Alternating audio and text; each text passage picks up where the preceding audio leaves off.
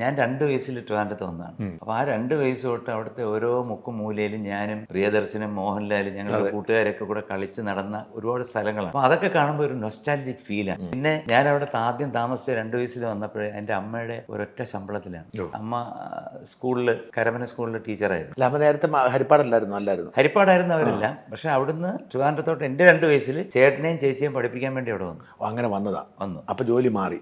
അപ്പല്ല, അമ്മ അവിടെ അപ്ലൈ ചെയ്ത് കിട്ടിയതാണ്. ഓക്കെ. കരമന സ്കൂളിൽ. എന്താണ് തിരുവനന്തപുരത്ത് സംഗീത കോളേജ് ചേർക്കാൻ? സംഗീത കോളേജിൽ ചേട്ടനും വിമൻസ് കോളേജിൽ ചേച്ചി. അങ്ങനെ വന്നത്.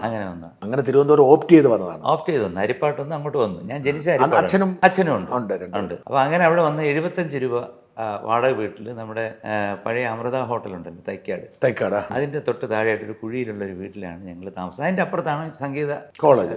അപ്പോൾ ദാസേട്ടനും പെരുമ്പാവൂർ ജി രവീന്ദ്രനാഥും അതുപോലെ തന്നെ ഏറ്റങ്കര വാസുദേവൻ സാറ് ഇവരൊക്കെ ഞങ്ങളുടെ വീട്ടിലാണ് വരുന്നത്.